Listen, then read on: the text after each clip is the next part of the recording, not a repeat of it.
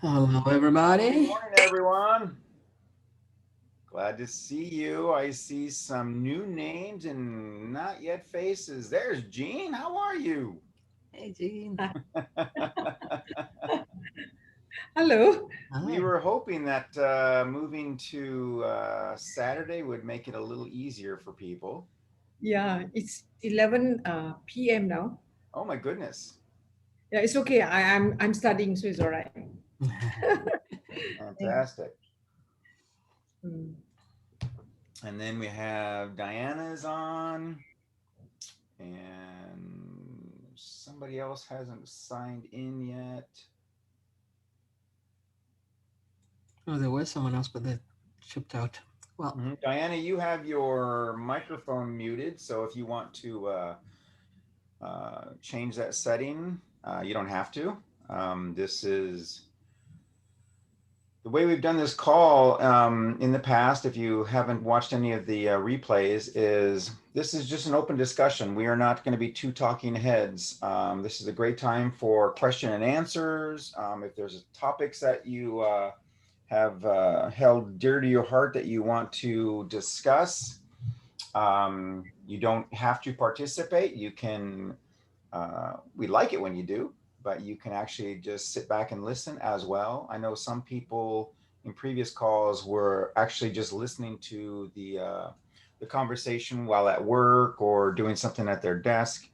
And you're also welcome to use the chat to ask questions if you're shy. And so that's not a problem. We've been pretty successful with this. We're hoping to kind of grow a little bit more by moving it to a weekend where people have a little bit more freedom of their time. And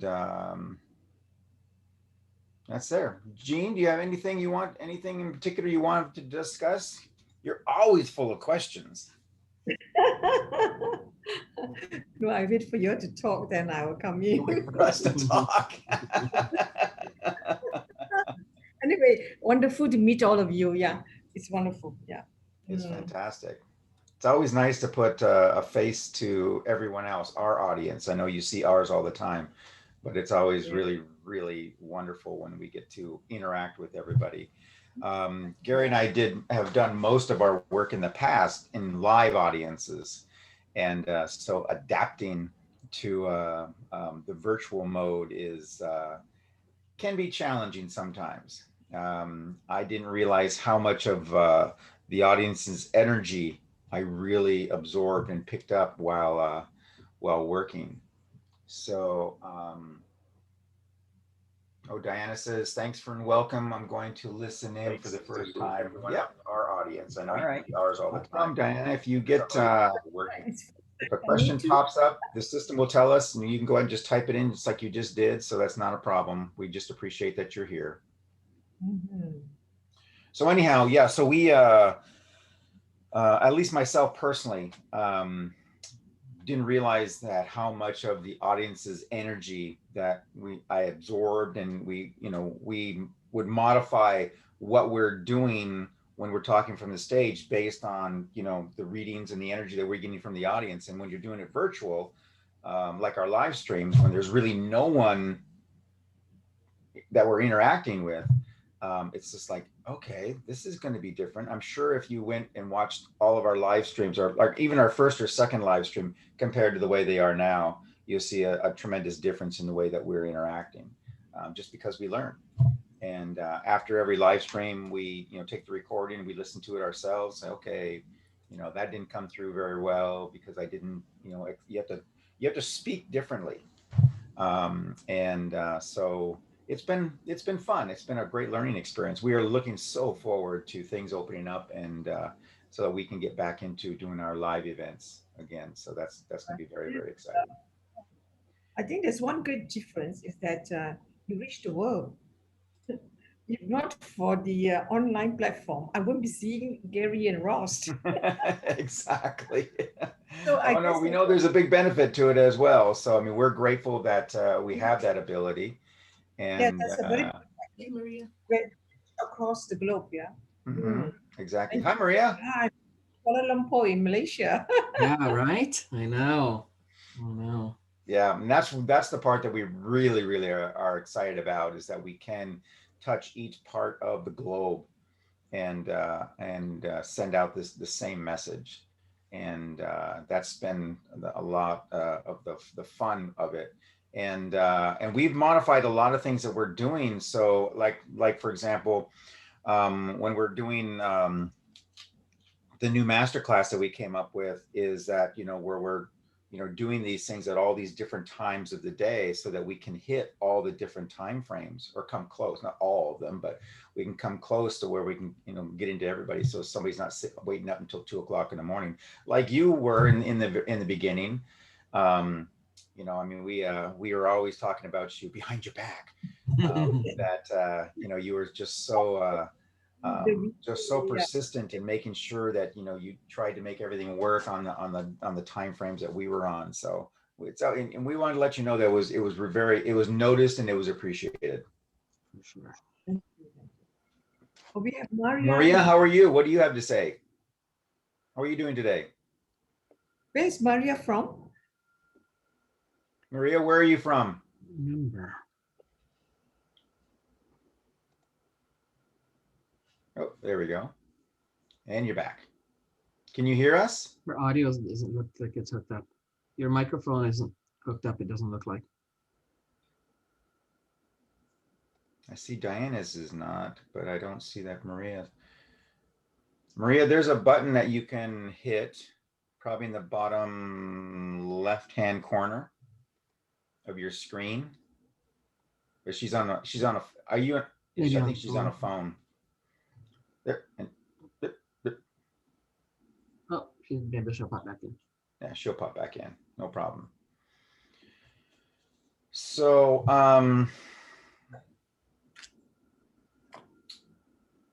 was listening to an interview this morning, as a matter of fact, and it was pretty much it. It was an interview with a futurist, which I thought was very interesting. It's probably why it caught my eye. And in the interview, they were talking a lot about where we're going to be in 50 or 100 years, as far as science, technology, and mostly in the medical aspect of it. And one of the predictions that this futurist put out there was that with the speed of advancements in medical science, that he honestly believes that in 75 to 100 years, now we can hear her. Yeah. We had to There you now. go. Now you're set. How are you? Can you say something? Can we hear you? Can you hear us? You mean me? Yeah. There you Yes. go.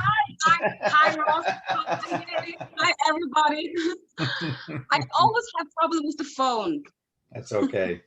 Don't we all? Because they keep changing it. But anyhow, on this interview, the prediction that he actually had was that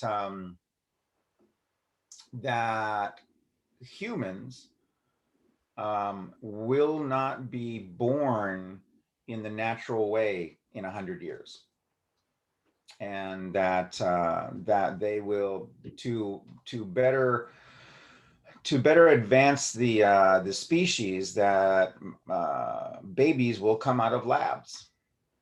Now they will be artificially grown and artificially birthed, but it'll be actual human eggs and sperm and such like that. But they'll all be modified before they actually start to gestate, with the advancement in DNA manipulation, CRISPR, et cetera, to where you can customize your child. And it's interesting that these are movies I used to watch 20 years ago. And technology is quickly catching up to us. And what popped in my mind then when that happened, or when I watched this interview, is that how will that affect the information, or the type of information that we teach, for example? Will people still have with all these different types of manipulation, will their energy, will just the overall workings of the body, will all of that stay intact, or are we going to lose a very, very important aspect of who we are in the name of science, or in the name of advancement? Well, I think that, I mean, there's a lot of different possibilities, right? I think that in the increase of our reliance / dependence on technology for survival, I think it does open up. Uh, I think it does open up opportunities for us to also evolve into maybe other types of I don't want to say skill sets, because not really skill sets, abilities, maybe other abilities that maybe we don't know yet, right? I think that the fact that more and more people that are in the spiritual growth path, if we call it that, the synchronicity stuff that happens all the time, Right. to me, the more it happens, the more I feel that we're moving to more of an empathic society, where, yeah, when we're teaching stuff, we don't have to we don't have to use as many words. It becomes just more of a knowingness and a transmission, and we're developing those skills, and the synchronicities that we come across are really our vibration tapping into those abilities that we're opening up for, because of the demand for it, for connection, the demand for growth, the demand for like frequency and all that kind of stuff. So yeah, I think it could go either way, right? I mean, That's I true. think it depends on, just like anything else we always talk about, it depends on where we shift our balance toward. Is it the balance towards the decline of things, or the divide, or is it towards the development and the growth and the evolution of things? And so I'm a little bit, in a lot of these things, I'm a little bit hesitant to jump on the side of, and I know a lot of people do tend to do this. They're jumping on the side that that there's potentially a negative outcome that's going to come from it. Well, there's also potentially all kinds of positive things, right? So, And- and but- going off of what you said is where, there's potentials that we have. We all know that when they did the Human Genome Project, that they identified what they called junk DNA, DNA that had no purpose, which is, nature isn't wasteful. And I look at something like that as that could be the future, but at the same time, it may be the past. And these are skills or abilities that are dormant in our system. And this technology could reactivate those as well. So let's see what this thing does. Unfortunately, that's called human experimentation, and I'm not so sure about that part. But nevertheless, though, we all know, I think everybody that's even in our group, realizes that there are far, far more abilities that the human species has that are, they're activated in some people, they're and not in others. That's the variety that makes us so wonderful. But Ross, what you're yes. saying now is contrary to what you're saying now, because just now you were saying that people could give birth in another way, not the natural way. So that is putting a lot of artificialities into the human species. Because look at an animal, they still give birth the natural way. Correct. So if it goes the other way, as what the interview you heard this morning, I think that is moving away from the reality. as moving away from what we are as human beings. Mhm. That is also the one that you have talked about, is that eventually will the AI control us, or the matrix, the AI controlling us, then we are being controlled. So I feel that moving towards that is getting really moving away from nature, moving from Oh, what you are and what you are teaching at the in the infinity matrix. And it's just too much of that. I mean, we can use science and we can use all these to help us to grow us, but not in a way whereby the conveniences, it's just like sitting down and press the button and everything in the house works. So Yeah. then you don't move. Yeah.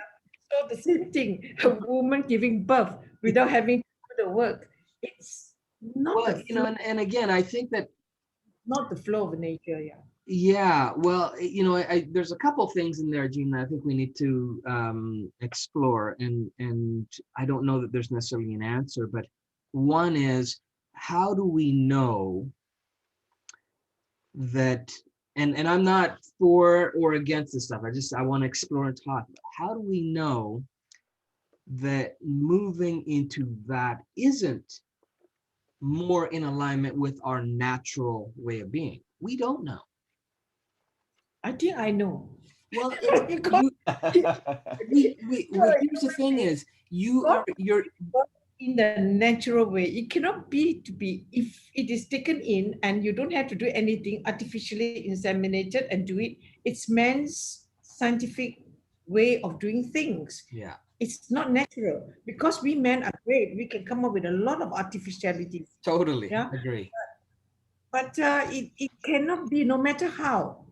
If the child does not come from within you, I mean, you can put an egg into a woman and then artificially inseminate that. Yes, that I can understand when they are sterile or something like that. But if you put two and then let it grow by itself somewhere outside, it's man's invention. It's man's invention. Yeah. Yeah, the artificial part of it, again, I agree. And it's, I just think that to be in a place of, not that you have to agree with their model or that particular thing, one side or the other. I think it's just to come from a place of choicefulness, to know that, hey, maybe your opinions or my opinions or Ross's opinions, maybe that's based on some conditioning that we had to make us believe that that's so. correct. Maybe that's based on some emotions that we built up around a certain thing having to be a certain way, or and holding on to that limits us from breaking free into possibly something different.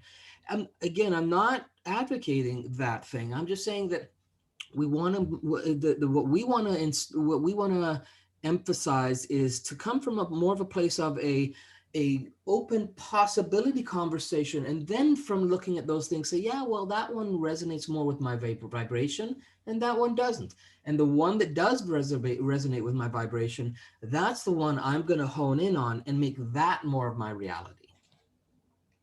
And in that Yeah. case, and going off of what Gary just said, the way that we look at things is when I feel, we'll use this subject, but it can be any subject. When I feel that I resonate towards something or I don't resonate towards something, what I will do is say, why?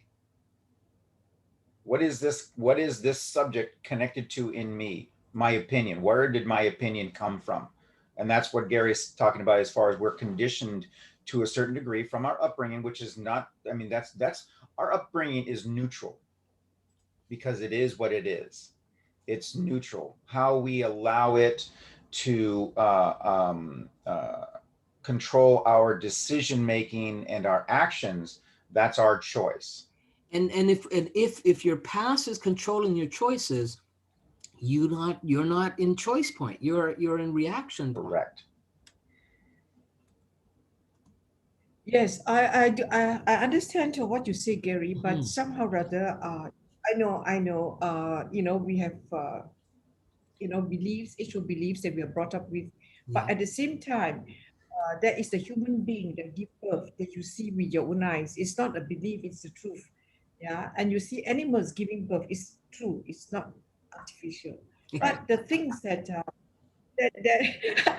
putting two together and then artificially growing the baby, it's not real. It can be done because we men have become so good in our science. And of course, a lot of women of today, the younger generation, would go for that because it's convenience. And then they Yeah. can keep their body, they can keep the shape, they can keep their Yeah. whatever, Yeah. So No, sure. fat But and you, ugly. Gene, So what you just described is why many women have cesareans. Hmm.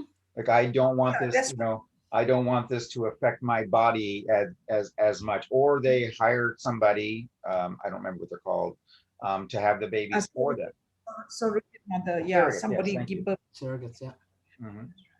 So it is all man created. Yeah. So this is something nothing to do. I don't think it's based on age belief. It is based on new technology. Oh Yeah. yeah, Versus what is natural. So it Yeah. is something that we can break up with. I mean, that's my opinion. Yeah. that's fine. Yeah. That's Yeah, what this call is all about. exactly. It's not to say that one side is right or wrong is my point. It's to look at it from, hey, how is, as Ross said, how is my point of view, how has it come to be? How has it, and what part of that was by choice and what part of that was conditioned from something that's not within my control. Mhm. Correct. Of And that's course, where we these types of topics and subjects, they spark that interest, and you're like, I feel really strongly about this, which is great. Yeah. That's absolutely fine, because that is your feeling, your belief about that. Vibrational pathway, right? That's your vibrational pathway. Exactly. Exactly. So what we're saying is, when these moments in your life come up, you know, just it's more of a curiosity. It's like, why do I feel so strongly about this? One way or another, positive or negative, it doesn't matter. It's just to back up, and what this does, when you get in the habit of this, then you start to um, question or investigate and become curious about all of your decisions. So then you can start stepping back a little bit and going, oh, that's why. Oh, that's why. I believe about this, because of this. Gosh, I don't know. Was it? I don't remember if it was a live stream or if it was in the 7 Day Quest, when I talked about money, and how my parents, when I was younger, they fought and fought and fought about money, and I hated it. I would just go in my room and just get in the corner and just put my hands over my ears, because I just didn't like the screaming. I didn't like the energy. And as I got older, I found that I had a lot of money problems. And there was times when I made a lot of money, but in my mind, I got rid of that money as fast as I could. And I never understood why, until I started, seeking out help and teachers and such. And then somebody said, "What does money remind you of?" And I said, "I don't know." I said, "I just have a bad feeling about it." And then again, it's like, why? And that's where my quest and my curiosity stem from. Then I started, then I'm like, it's because money is destroys families. That was my definition. And I'm like, but it doesn't. It only does if I allow it to. And I'm telling you, the change in when I changed my definition of that, everything in the realm of wealth and just like that changed rapidly for me, because all of a sudden I'm like, okay, this is a good thing. It's me. It's not money. It's me. That is my thoughts, my definitions. That was the problem at the time, and such. And this, so you take this example and you use it. You can use it for everything. Everything. Every feeling, every belief that you have has a root. And it's just like if you're outside in the yard working and you dig up a tree, you know, and there's a root. Like, let me see where that root goes. Where's the beginning of that root? No, there's another root. Where's the beginning of that root? Because everything, that tree is your thoughts, and everything starts at the root. Where's the root that this thought is coming from? And this topic is the same thing. It's like, well, okay, where's, you know, I mean, I had the choice when I was discovering this about money. I had the choice to say, you know what, no, I'm going to stick with this belief. Money's bad. I'm just going to stick with this belief. I think it's the best way. That would have been my choice. I was at the CCP, your choice convergence point. I was right there. I was calm, and I could go this way. I could go this way. And I'm like, you know, my current path is not really working very well for me and such. So I have to take all this data and say, you know what? I think my belief is not um, serving me. And so I made a change in my belief that would serve me better. I'm still the same person. Okay. And I am I think even now, and this was, man, 15, 20 years ago, you know, and this is still my belief. And I do very well with money, but it hasn't destroyed anything. I mean, I keep looking around like, no. So this is working for me. It's serving me. Because again, I have the same money I had back then when it was bad and I was trying to get rid of it. But now I'm like, okay, now I know how to use this. This is a tool. That's all it is. It's a tool. However, if I were to go back in time to when I was a youngster and such, and was able to say, mother, father, you know, tell me what it is about money that is bothering you so much, because it was their beliefs. And then their beliefs were transferred to me. Does that make sense? Yes. So this story, it could be money, it could be health, it could be dogs, it could be cats, it could be food, it could be virtually anything, is all going to have a root somewhere in some part of our life. Not necessarily the childhood; those are the strongest, but it's going to have a root somewhere. When you look at the escalating number of divorces across the globe and such. You go back, and they did a study years ago that most children or most people who have gone through a divorce or are currently in a divorce came from a divorced family. Their parents were divorced and such. It was learned. So this is where we have to just learn to step back and say what's going on before it gets to be a problem.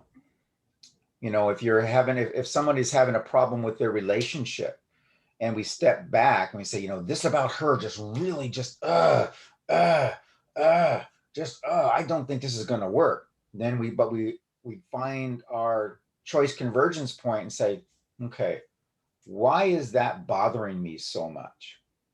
What does that remind me of? And then we start going back, we start thinking back, you know, because it's in your brain. You know, your neurons are all connected to that memory. And we just trace it back, you know, think of those neurons as like a root as well. And such, they're going right back to that original memory or series of memories. It's like, where is this coming from? Why am I so uptight? It's the same thing with any subject. That's why when I mean, I personally like to find these, like today's subject, not today's subject, but what we started with. I like that because it makes me go, I don't like this. Why am I so concerned about this? Because it just makes me kind of think, well, let me back up for a little bit. You know, was it a book I read? Was it a lecture I saw? Was it a movie I saw? Was it what was it? What is, you know, why is this bothering me so much? And Or is it bothering? that gives you insight into the matrix code that has influenced you, Right. right? And so therefore now you can now look at, okay, well, is that influencing me in the direction of the vibration that I prefer, or one that I don't prefer? And then you're more at a choice point, right? So it's let me just add in Anne here. So it's really about looking at and not really deciding on whether we like this thing. The purpose of Ross bringing up is not deciding on whether it's right or wrong or whether we like it. It's bringing up how does this influence the way that we experience the infinity matrix. Mm-hmm. Hi, Anne. Welcome. Welcome. Yeah, so you know, if you look at it from that, when you see these different things, you know, in the news, or you know, you have conversations that bring these energies up, it's there for a reason, right? It's there as your self, your spiritual evolving life force, saying, hey, this is an area you need to look at, to either decide on or be aware of, and to watch and observe as it evolves, so that you can decide again if that's the vibrational frequency you want to live in your future. But then it It's comes also goes. from a place of choice instead of a place of just reaction to, because this is always the way it's always done. This is the pot my mom always cooked the turkey in. It's, you know, it's Exactly. You know, it becomes your choice as opposed to one that was influenced at some point in time. And it may still be that choice, but it comes from a more cleaner place. Yeah, I like when I was going through with you, I like very much the few words that you used is definition. Definition is so important. I think many of us are not aware about definition. Yeah, 100%. Mm-hmm. Correct. definition is very important because that will determine our flow of thoughts, our attitude, Yeah. response to and reaction and so forth. So we entirely change our whole uh, rethinking. Yeah. Yeah. I like that. I really love that definition when you all were talking about that. That Mm-hmm. is something very invaluable, which I learned. Yeah. Yeah. So You know, think and of it. Think of it like this. Think of it like this. So this is my famous rubber band act trick. It's not a trick. Okay, this is a rubber band. Everybody see that? Mhm. Okay. So this is the right now. This rubber band represents your subconscious mind. Okay, everything you know, everything you believe, everything that it considers your normal, you're safe. Okay. So when we bring up a topic like we did this earlier and such, now we're causing that to stretch a little bit. Okay. And that stress, that stretching is making you kind of go, ah. Okay. Subconscious is going, well, no, that's not within my belief systems. That's not within my norm. I'm not really sure about that. Okay, and such, but we're having this conversation and we're consciously saying, no, I want to pursue this topic. Okay. And now that's we're talking more, and now, you know, your energy level has kind of mellowed out a little bit and such. Okay. And so we're stretching that a little bit more because you're bringing in more information about this particular topic and such, and other people's opinions. You're like, oh, now I'm understanding a little bit. Now we're stretching this a little bit more and such. So then now you're at a point, this is now you're at that CCP. Okay. Now, do I choose to accept the information, or do I just go back to my beliefs? There's no wrong or right answer. The choice is yours. So if you're here and you choose to stay there, and this is with anything, okay? You choose to stay there, that's cool. That's great. That's fantastic. If you choose not to, and the subconscious goes back to its belief systems to complete the whole without any changes, that's fine too. This is why people have difficult times with dieting. It's the same thing. Is that the subconscious mind? You're like, I'm gonna go on a diet, and you're okay. I'm gonna go on a diet, and I'm gonna be 50 pounds lighter, and you're okay, and I can maintain this. I can maintain this, and I can maintain this. And then ultimately, after a week, maybe 2 weeks, life starts getting in the way. You start not thinking and focusing your attention on that diet, and the subconscious goes, no, no, no, no, no, no, no, no, no. I want my normal. This is too hard. Or the perceived normal, and again, or the conditioned normal, I think is correct. Exactly. Right. And exactly. I think it's, if we take that example, and I don't have a rubber band magic like Ross does, but but if we take that example, I'm gonna mail you one. This is a special one. If we take that example and we put it to a macro level, yes, right, and we look at how as a society we change and evolve, it's exactly the same thing, right? mm-hmm. So there was a time, so we'll use something that we can all relate with, right? There was a time when we watched television and we saw, and I'll use something that I think most of us can relate to. We saw a space TV show that when you walked up to a door, it automatically opened. Right? But back then it was like, no way that could ever happen. How could that be possible? So we were in this normal conditioned mind frame, right? But what it did was it's by you seeing it, it stretched. Is that possible? Could that be possible? And from a societal standpoint, the more people in society accept that that could be possible and stretch the bandwidth, then the consciousness, the collective consciousness, then pops into an idea of how it can happen. Right? Mm-hmm. From a non-human experience, in the physical body experience, there's something that occurs on another level of existence where we're all collectively connected, where we all as a society agree that that's a reality we can all buy into. So now let's make that and bring that into, from the television reality to the reality that we're experiencing. Exactly. Phones Same are, thing. I mean, Okay. if you think of any evolution of technology, all that kind of stuff, it's because that's what happens. So when we hear stories like Ross was talking about, it opens up, hey, that's a possibility. And if enough of society sees that that's a reality that they're willing to buy into and accept and be willing to go along with, then something will pop open in our collective belief system, our collective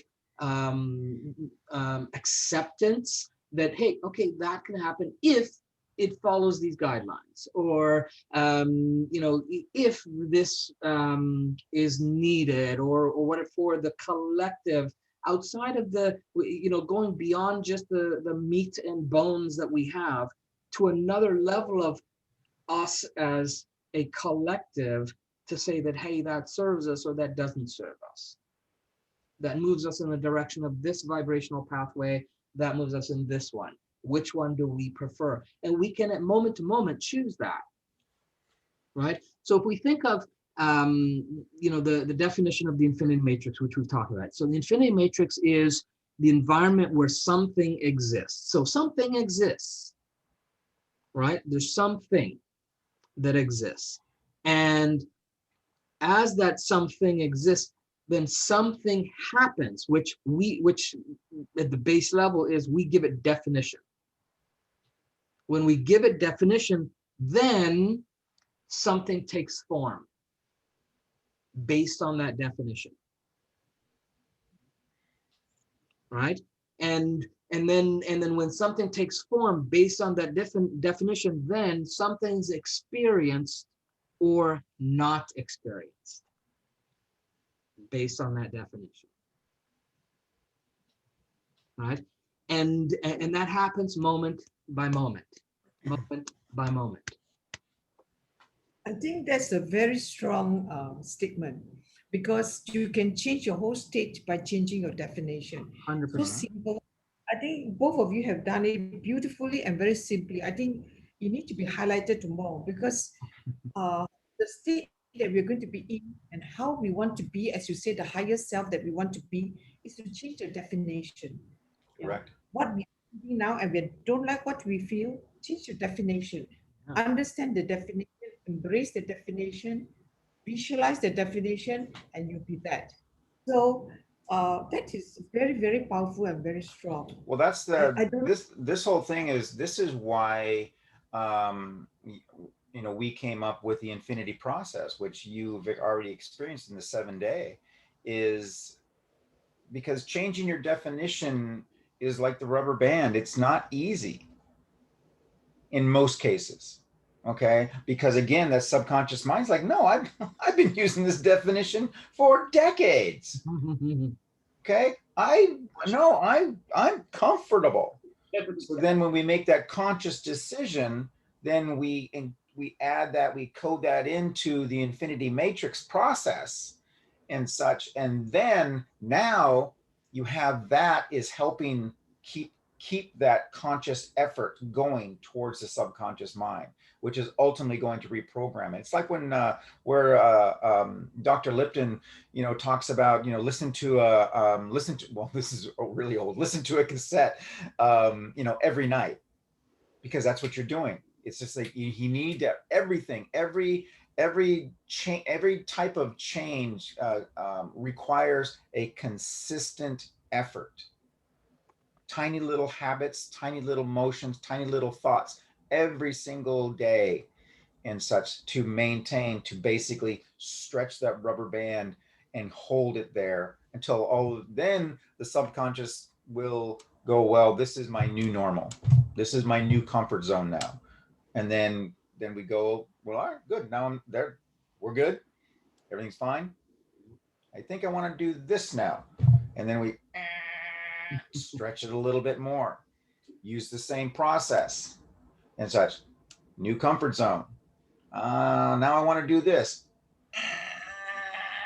Okay, and that's how it works. And that's why we created this, because as we've said, we've seen with all the personal development seminars that we've attended and put on and such, we see people who really, really have some serious issues and they really, really want to make a change, and but and they're like, I'm gonna do this is gonna be great, and da da da da da, and then 7 days later they're back to normal, because they made that conscious effort, and then life gets in the way, boom, and now they're back to where they were. And we came up with the idea of developing something that is going to allow that to happen, that is easily integrated into anything you want to do. And that's why it's worked, because change can be difficult, but it's And absolutely not it impossible. can be simple, easy, and effortless. That is correct. Thank you. Absolutely. Yeah, that's true. And the other thing, I mean, you have make it, actually, you guys have make it easy. A difficult thing to make it easy. And that's something really, I value that. The other one that I really like was questioning. You ask the right questions, and that's Mhm. beautiful, because all of us do ask questions, but we don't realize that asking the right questions is so important. I think this is another one that I learned a lot from your hacks, Good. which Hmm. which It's so very, very important. yeah, Better questions are, that's the key ingredient to finding those definitions and finding those roots of where something began, yeah, you know, by asking yourself a better question of why am I feeling like this? What happened in my past? Or why am I feeling excitement? Or why am I feeling fear? What does this remind me of? and such, and then but continuing it. Oh, no answer. Okay, fine. Well, then if we give up that easy, then the initial problem or challenge wasn't that important to us. That's how we kind of look at it. It's like, well, if you gave up that easy, then it just must not be. No, I just couldn't figure it out. It's like, well, you dude, it's been 15 minutes, you know, and people will give up that quickly. There's, oh, it's not coming to me. It's like, well, then that means it's much, much deeper. There's a lot of layers that we have to pull away to find out how deep that root is. And it could be good, it could be bad. We don't know. You know, a lot of times in our work with people, you know, that cause, that event is still very, very painful, and people don't want to expose it. It's like an exposed nerve, which means that we have even more work to do to, you know, help somebody alleviate that pain first that's connected to that mental pain and such, and then we can examine the event that caused it and take that charge away. So that charge now is not going to have that effect. And then from there, you're now in the center of the storm. You're now at your choice convergence point for that particular topic, and then you can make a better decision. Yeah.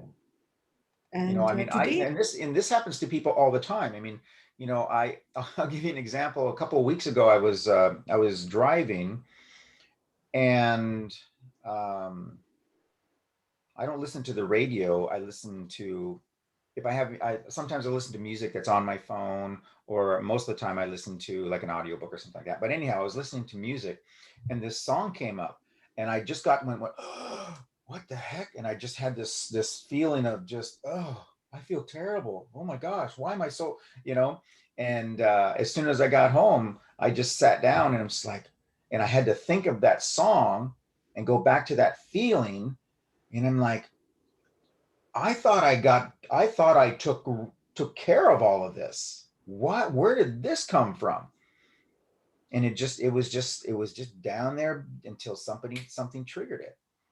And then I had to go through, you know, I spent an hour going through processes to like, okay, I need to take the charge away. I thought I had and such, but there was just still something there. And it's just a process. It's a continuing process. And it's important. Was that a particular memory or event connected to something in my in my present? Not really, but it could be. It could have affected a decision that I made or was about or going to be making, and such. So this is just a process, and it happens to all of us.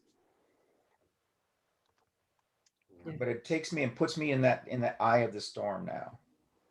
For something in that genre.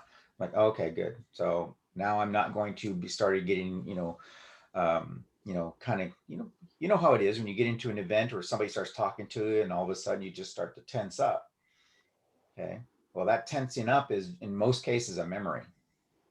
Like, this is reminding me of something. And if we have the ability to make a note real quick, or just hold on to that so that you can identify it and then deal with it later on. Okay. yeah, I want to ask you something else, Ross. In the episode 34, I I listened to it today. You talk about the system. The system you say is modify, enhance, and develop. Mm-hmm. Is Yeah. that the training that actually help you uh to be the mirror? I mean, it means you do that for yourself, and that is the mirror uh that smiles back at you because that's what you are. Correct. Yeah, you modify and you enhance and you develop it. Mm-hmm. So that system that you're talking about, is that what you mean? To a degree, yes. I mean, that will the process. So in this particular case, so the example that I just gave, I would use that the med process system as my way of modifying, enhancing, and developing to get to the root or to the bottom of that problem.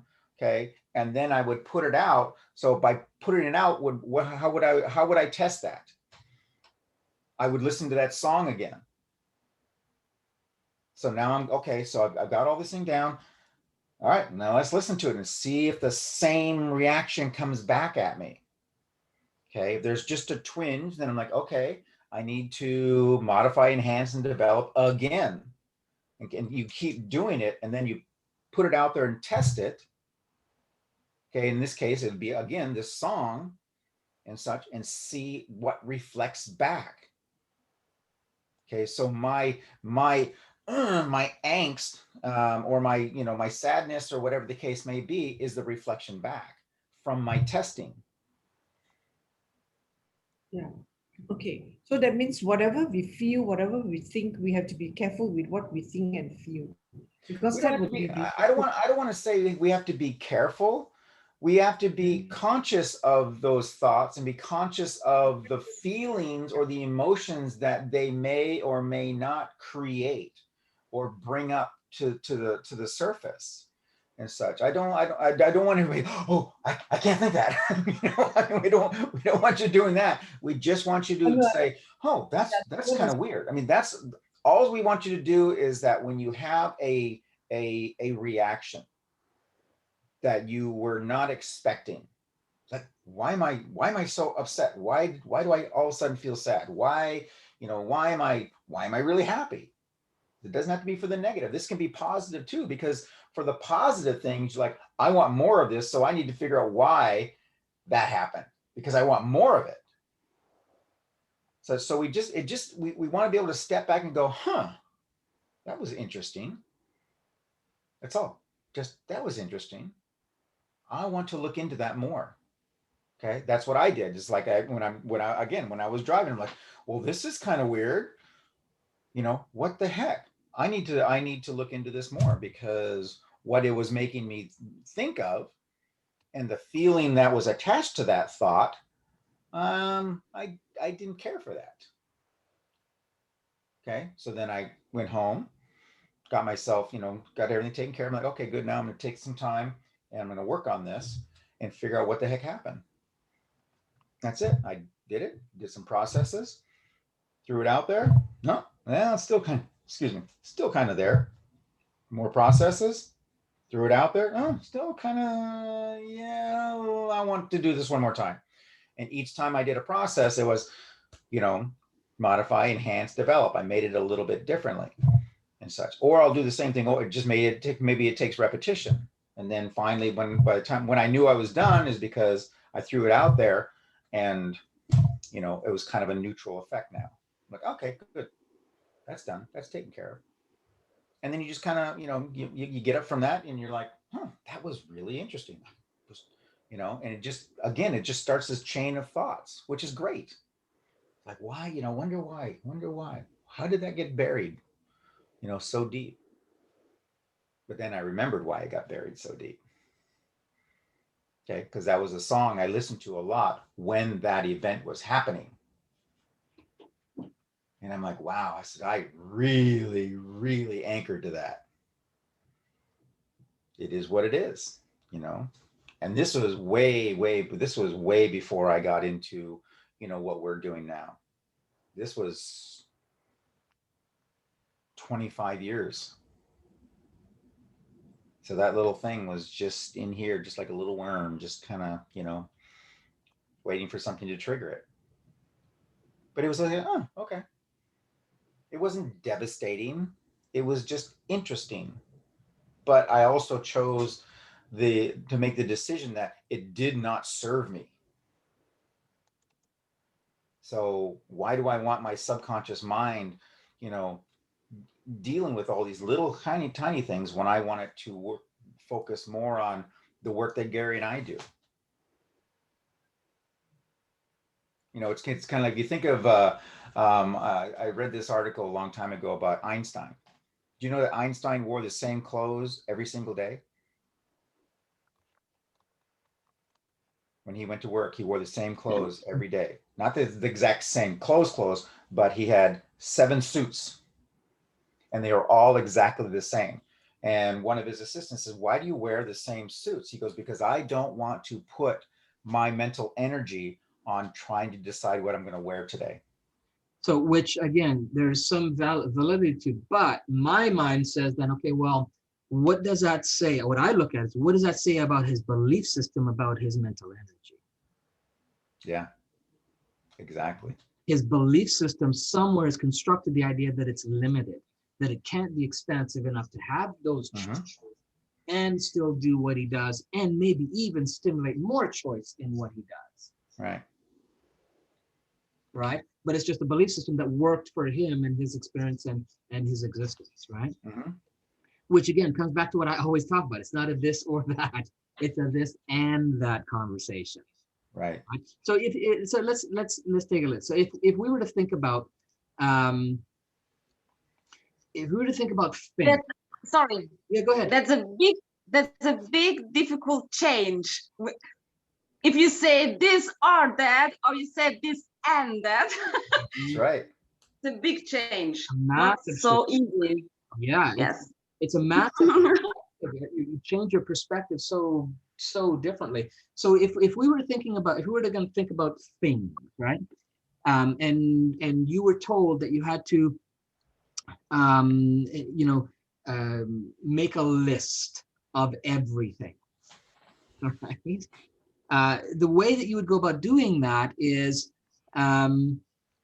you'd have to make the list that's, that exists, starting with something, right? Whatever it is, and and then become aware of the questions which come up immediately as you set out to create that list. So even if we start with something simple, so our list of everything, right? And the first thing we put on it is, let's say it's something simple, ordinary, physical thing like a tree.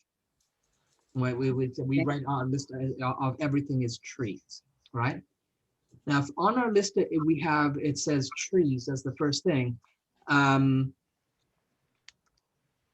the thing to think about then is, well, and maybe some of you already kind of gone this, well, there are many different kinds of trees. So just listing trees actually leaves out all the differences, right? Maybe leaving out something crucial off the list of everything, right? So on one hand, right, for some, maybe trees covers all trees. On the other hand, there are different kinds of trees, and this may be significant fact about the world that we need to have on our list, right? Maybe it's one. Maybe it's in order to create a comprehensive list, we need to have all those different kind of trees. If we're creating a list of everything, right? And then you guys, okay, well, what about forests? If we put forest down, does that make trees redundant? Right? Or do we have, if we have trees, are forests redundant? Do we need to even add them into the, if we've already made our list? Let's say we did a list of trees and that includes all trees, or we did a list of trees and then we put down all the different types of trees, then do we need to add forests into that list? Right? And then, so then you can think like, well, okay, well, okay, on one hand, the world is scattered with trees, some in forest collection and some not. So, is a certain amount of trees together more important than a larger amount of trees? Is, what? So these are how you expand your mind into the infinity thinking that we talk about all the time. This is where my mind goes. I don't always talk about this stuff.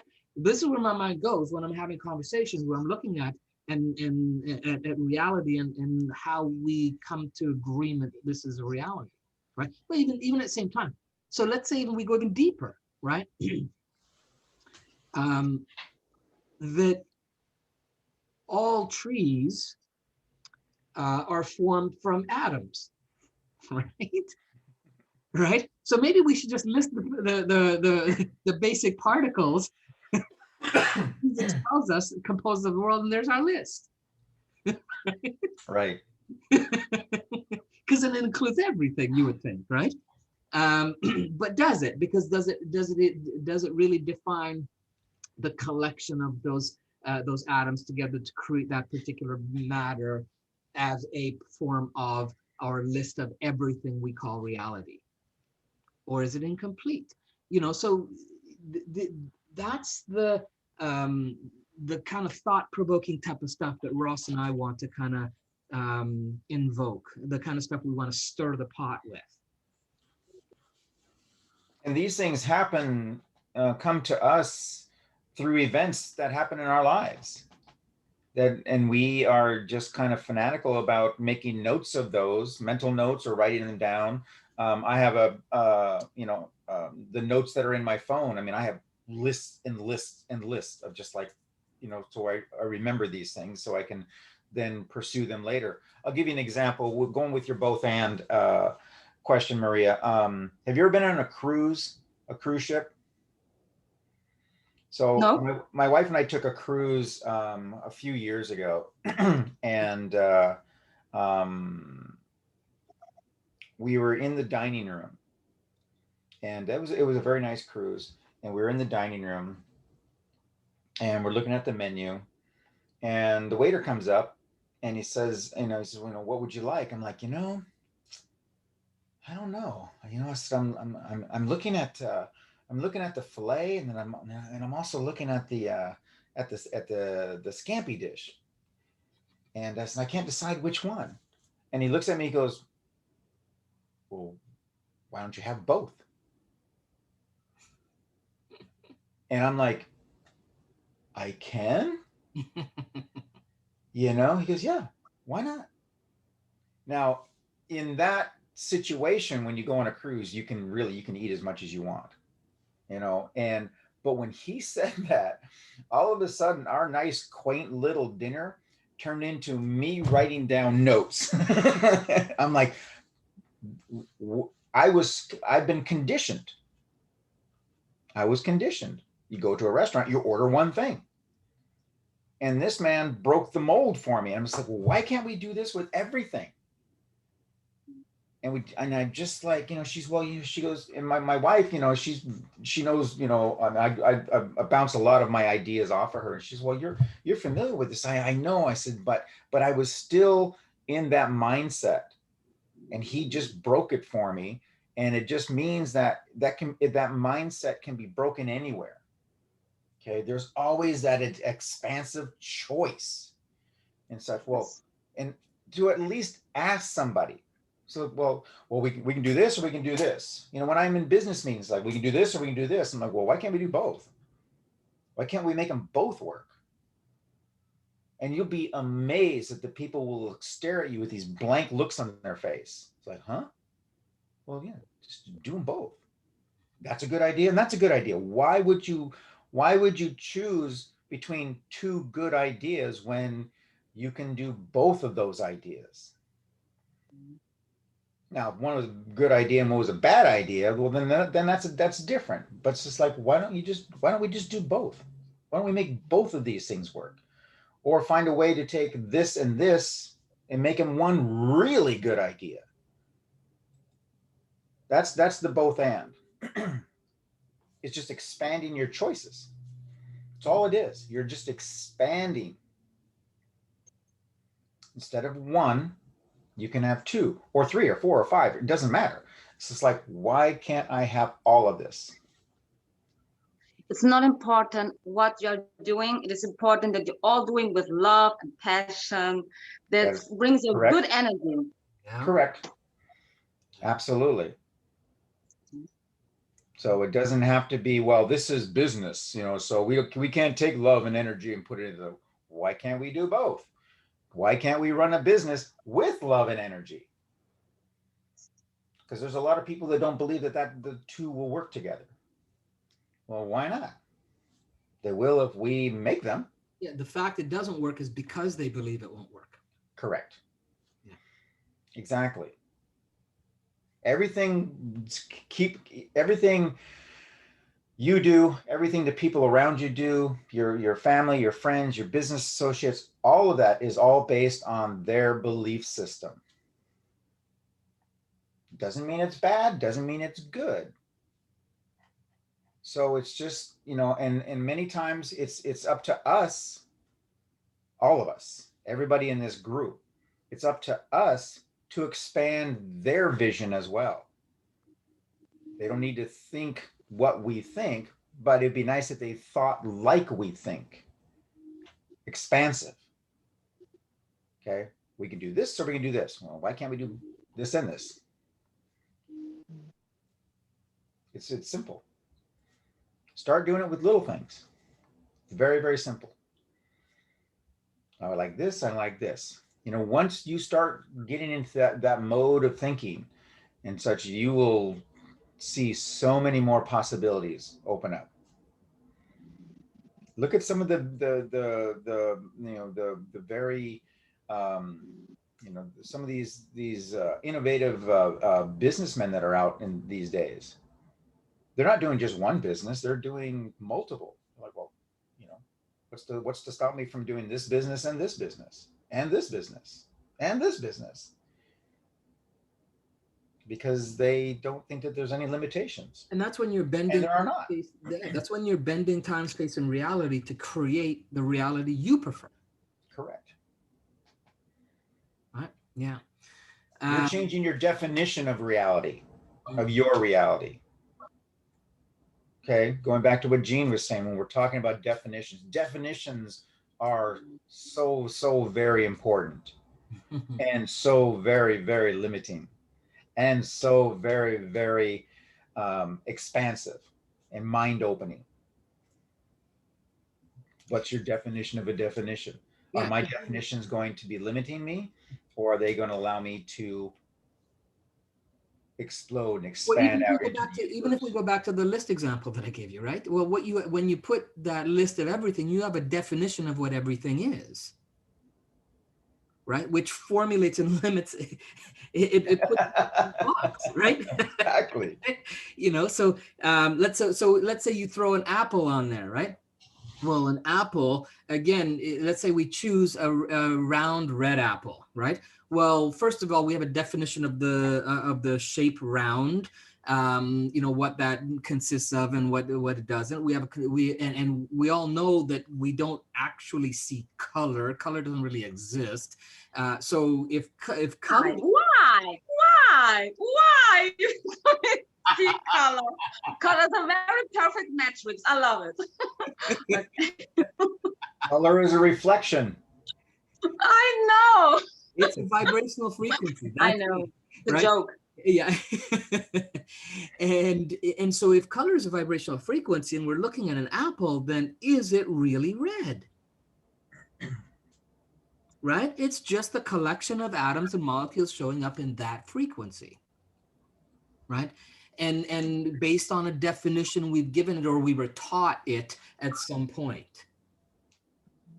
And if we take away the shape and if we take away the color, then what exists? If we take away the color and the shape, what is the it? What is the thing? What is the existent thing? That's when we're really tapping into the infinite realm. Right? And that's when, you know, and even if, and so let's say you complete your list of everything.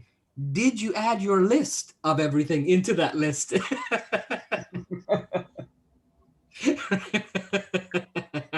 Because once you create it, it becomes a part of everything. Yeah. Right? And so that becomes its own, maybe we should do a rabbit hole on a list of everything. Let's yeah. Let's see if we can list everything in 1 hour. And when you think of like Stephen Hawking, when he was trying to create the theory of everything,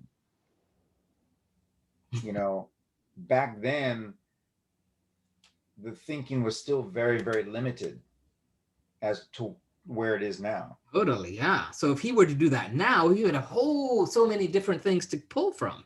Right. I was watching a video yesterday or the day before, and where they were talking about there was a satellite that they launched 10 years ago, a little over 10 years ago. It's called the Planck, the Planck satellite. I remember. And it took an image of what we call the known universe. And I watched the first one. Actually, was because somebody posted something on the group page, and I'm like, that's interesting. That makes me go, And so I kind of started researching it a little bit more, and I'm like, oh, this is very interesting. But what I found was that the articles and the videos were, each one was based on that person's belief system. Some of these were scientists, some of these were just regular writers, some of them were very religious, and each one was skewed to their belief system. It was just, now it becomes so apparent. And I'm like, well, this is very interesting, because it's like, oh, here's the data, and this is what the data says. But this guy says, oh, here's the data, and this is what the data says. It's the same data. It's the same information. It's the same imagery that came from this satellite. I mean, it was very spectacular, but everybody interpreted the exact same information differently based on what you can just tell based on their belief systems. It was the rubber band they were dancing in. Yeah. Exactly. It was like a big ball of rubber bands. Yeah. Gary, and could I ask you something, since this rabbit hole we can ask questions? Yeah. What I would like to learn more, it's to remember dreams, because it's so hard to remember dreams. I know you can say you put a book there and everything else, but when you wake up, you cannot remember the dreams. So it's very hard to remember dreams.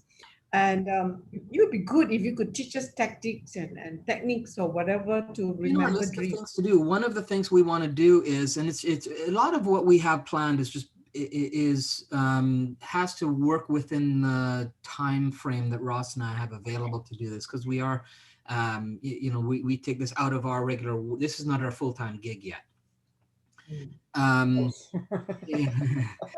And so one of the things we do have planned and have talked about is actually creating a mini workshop around dreams, dream reality, lucid dreaming, dream interpretation, and all that kind of stuff. So that is in the works. It's just a matter of how do we fit it in with our lifestyles as we currently have them, and to be able to have the time that we need to deliver the content, because there's a lot of different angles that we can go on, a lot of things we can pull from resources, a ton of different exercises and stuff we can do, and pass on. And there's just so many things we could do with it. It's a fun topic, and I've done them in the past. And it always, if you think the rabbit hole goes in different directions, that whole different. Yeah. That's a weekend rabbit hole. That's like a bamboo root system right there. I mean, it's or blackberry bushes. It goes everywhere. Yeah. So so it's definitely on the radar for us to deliver. Generally the dreams that you remember now, you remember them because you woke up in your REM cycle. That's generally why when you remember a dream, is that your REM cycle, that's when you're dreaming. And I mean, I was reading about a technology that will actually wake you up when it senses that you're in REM. Not completely in REM, but right near the end of your REM, because you don't want to disrupt your REM sleep, because that's very, very important. For sure. Yeah. But that's when we normally will remember that in most cases. But there are ways of is there something in particular that you want to remember, or you just want to remember your dreams? Just any. I'm curious. I'm curious in the sense that I read somewhere that dream is like you're living in another world, Mhm. like you are also living there in your dream. So it'll be interesting. What in the world am I doing in my dreams? Yeah, because it is like having a parallel life, living in your dreams. And it'll be quite interesting to find out what in the world am I doing there, and with whom am I doing, and who am I playing with, and the kind of thing. Or it could be a manifestation of some things that you want to achieve. It could be also in their dreams. So it is kind of interesting to find out what are you dreaming about, and the answers that it could give to you in things that you want to accomplish or achieved. Absolutely, yeah. Did it fall into the dream? What it comes down to, So Gene, it's basically just yeah, what it comes down to is, I mean, there's definitely the variable of you waking up because the timing of that dream happens with something that wakes you up in your environment. And so then you become more in your awareness.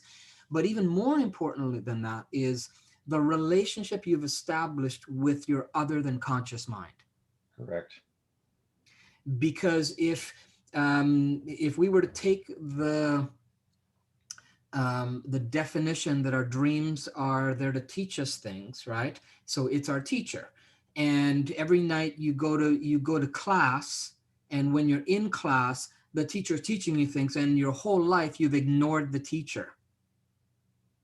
You Because it's haven't just a built a dream. good relationship with the teacher. So then at some point in the past, your teacher said, why bother? I'm just going to do this stuff on another level where this student it doesn't need to, you know, give me any attention. And so at some point, it starts to, your other than conscious mind gets the relationship that even if it does try to communicate to you, you're not going to listen, or you're going to, you're going to put parameters around how it can happen, why it should happen, and all those kinds of things. And so therefore it says, well, that's not in the realm that I work in. I work in the realm of anything is possible. And so if you come into it with it, the dreams have to mean something, or the dreams have to be this or that, then it's going to shy away from communicating those things to you on a regular that you will remember at the conscious level. Right?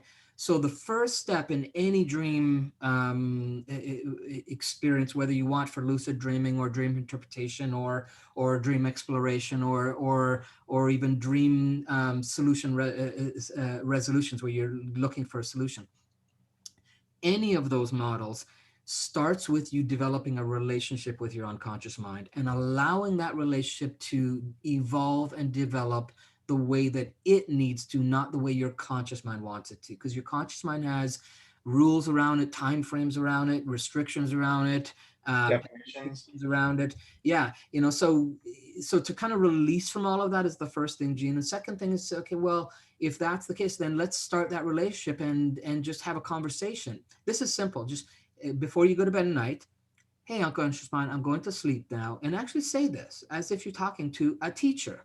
Hey, unconscious mind, I'm going to sleep now, and while I sleep tonight, it would be great if you could allow me to become aware of some of those dreams more consciously. Mhm. And just start with that until you start to get a snippet of a dream. Now, here's the second piece of that. So that's the first step in that relationship. Then when you start to get some, when the teacher starts to then put the attention back on you and then actually starts to show you some stuff, comes over and puts something on your desk for you, then the teacher is then going to test you to see if you're really going to respond to this or not. So it'll give you a dream, and you may become aware of it and go, oh, okay, yeah, this is a good dream, but then you don't do anything with it. You don't write it down like you know you should be doing. You don't document it. You don't start to engage more in that conversation between the conscious and the unconscious. And so if you don't engage in it, you know, and to kind of prove or show evidence that it's something that you really want more of, then it's not going to do any more of it. But if you do, then if you make that note, if you make that effort to say, okay, yeah, okay, that dream, oh, it was an amazing dream, let me write it down. And then you write it down and document it so that your conscious mind has something tangible, right? Because that's what your conscious mind is looking for. It's looking for something tangible, right? So when your conscious mind has something tangible, then it sees value in that lesson, that teacher, and then the teacher's going to say, hey, that person took that and they're listening to the conversation. Now I can give them a little bit more. Now I can give them a little bit more. Now I can give them a little bit more. And without the expectation of it having to mean something or it having to be something, just allow it to be what it is. I had a dream and the dream was about, and all I can remember in the dream was there was a cat. Write that down. Okay, I will do that. In fact, I started to think like the other day, I think Ross and you were teaching about the feather. So I imagined the feather Yeah. and I was trying to practice it, but yeah, maybe I remember, but I didn't get up to write. You're right. So I need to get up and write it. Yeah. Yeah, well, any relationship is a two-way way, right? So if you're expecting that communication to come from the unconscious mind expects something in return. Otherwise, it's going to say, well, why bother? It's got more important things to do, like keep you alive. All right, so there are higher priorities for it. Make an effort to put a lamb and write. Yeah, and then when don't make something, don't force it, don't expect it to be a certain way or a certain time or a certain amount, just whatever shows up, honor it. You say, hey, and then the other piece of building and strengthening that relationship, and you can, I teach this in a variety of different ways on different subjects, but then you need to then thank the unconscious mind. Right? So if you get that insight, you write it down and say, hey, thanks unconscious mind for sharing that bit of the dream. I would appreciate so much more of the next dream or another dream. Thanks for continuing to share that. Without the parameters, again, if it comes and you go, I don't know what this means, well, maybe it just meant it's testing you. It has no other meaning other than that. Right? You'll know when you start to build this relationship with your unconscious mind for those purposes, you'll know when something needs deeper reflection and when it doesn't. But at the beginning stages, it's very unlikely, unless there's something really important that it needs to get across to you, because again, it's that thing it's trying to get across to you is essential for survival, right? Like a sickness or illness or something that needs to get taken care of.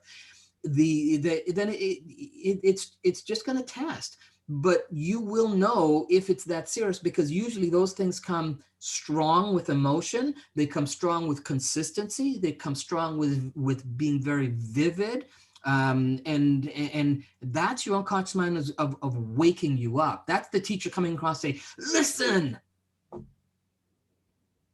Right? Dreams are like my best friends, teacher and my best friend, because it knows me very well. Oh man, it knows me better than like me. Exactly. It does know you better than you, but it knows also, Yes. I mean, you could define that a little bit differently, because your dreams are you, but so your subconscious mind knows you better than your conscious mind, because they're all you. Yeah, and I wouldn't say no better than, because there's a definite component. Right. It knows a different aspect of you that your conscious mind doesn't know. Exactly, deeper aspects. And once we start to put this better than thing, then it's a competition. It's not a relationship. It knows a different part or different aspects of you than your conscious mind does. Mm-hmm. And it's responsible for different things than your conscious mind is. One is not more important than the other. Absolutely, you should not ever do that, because then it's like you're putting two kids. Oh, this is my favorite one. This is not, and exactly this internally. Yeah, and your conscious mind has so many more filters. Yes. So many more. And your unconscious mind just pulls everything in. Yeah. Sometimes it comes like my mom, and sometimes it comes like my dad, and sometimes it comes like a cat or my grandmother. I mean, I've had great conversations with some very, very great people, I've had lunch with the President of the United States. And I'm just like, all right, this is pretty cool. I've been at intimate settings with Merlin the magician. Yeah. Is- Yeah. So, but I mean, all of these are not just thoughts gone rampant. They're there for a reason. And sometimes it could be a very, very profound, or it could be just, hey, I knew this would get your attention. Yes. And it was perhaps a small lesson to learn, or a small piece of information, but I was not getting it. Okay, because that piece of information probably came quite a few times. And so it's like, well, you're not getting it. So I'm going to give you something that's going to just make you pay attention. It is what it is. But anyhow, we've got to get wrapped up. We went over a little bit longer, which is fine. We love doing this.